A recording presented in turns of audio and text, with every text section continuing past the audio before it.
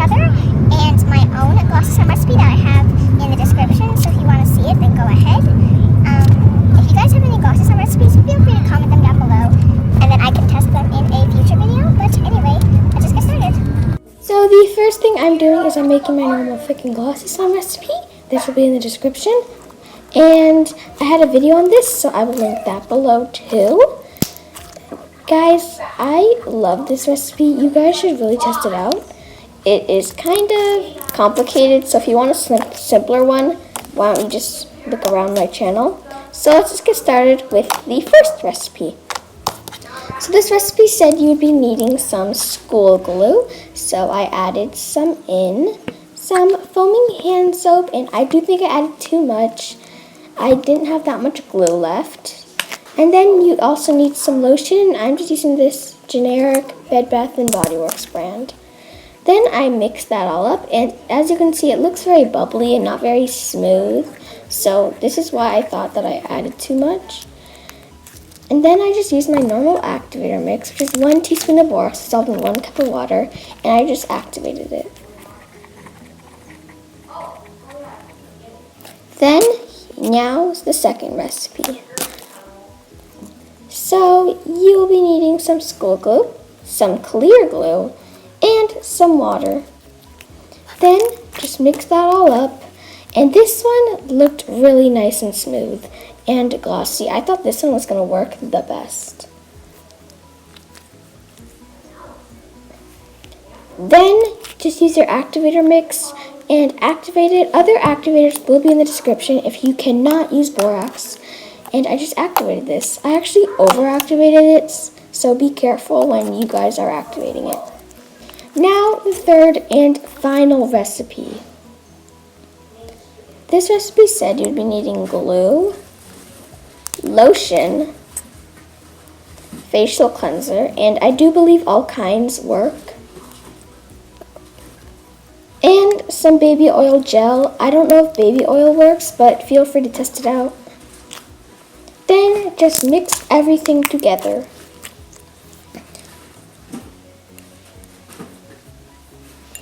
And now I just activated it. You guys can add food coloring or food dye or whatever you want. And then let them all sit, and I let them sit all for the same amount of time. I let all my slimes sit out for a week because that is a good amount of time for them to get glossy. And after that week, I will be playing with them and comparing them to each other. So guys, about a week later, they all look like this. And I'm going to be doing them in order 1, 2, and 3. So let's get started with 1. This is my first recipe. And to start off, it looked very nice and bubbly at the top and felt very creamy. It was pretty glossy, and this might not be very accurate since I used tiny amounts, but it was nice and clicky. You can't really tell. Pretty stretchy and kind of creamy, and this was a pretty good one. The second one is the one I overactivated, so I was a little scared, but it actually turned out okay. It was kind of hard, but it was easy to poke, and it looked really glossy. It felt kind of rubbery, but that's probably because I overactivated it. It was pretty nice, kind of tough, but I think it was a really good glossy slime if I had not overactivated it. It was pretty thick, not like glue all thick or creamy thick, just kind of thick, and that's not because I overactivated it. Then the third one was probably my favorite because this one was the most creamiest out of all of them. Not the most glossy, as you can see, but it was really creamy and thick. And overall, it felt like my glossy slime that I usually make. It was a bit sticky, but I think it's because I underactivated it. I really liked this one a lot. It made really good clicks and pokes, and was probably my favorite out of the 3. So, number 1, I feel like number 1 was better for just a regular slime. It was pretty glossy and pretty thick. It was okay. Then number 2, I feel like number 2 is better for glossy than it is for thick, unless you like a kind of rubbery thick. And 3 is the best for like a creamy cereal milk kind of slime.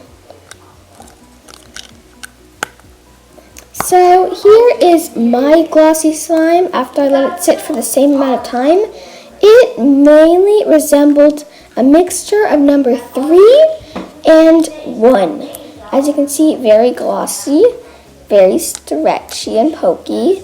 And this one, actually, it contains many of the same ingredients that number 3 had. It contains all those ingredients and some extras. So I think that's why it feels very similar to number 3.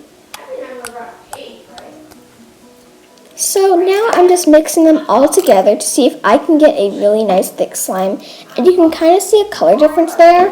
That is because I use aloe vera gel in my slime. So if you're wondering, that's why. So I'm mixing them all together. And it's kind of hard since one of them is overactivated and one of them is underactivated. But after I mixed, they became a pretty nice, sticky, hard kind of slime. Like a pretty good slime. So here is my glossy thick slime. It is an 8 ounce, and as you can see, very glossy. And I actually used a different recipe for this one. I don't remember it, guys, so I'm sorry. If I can find it, then I will tell you.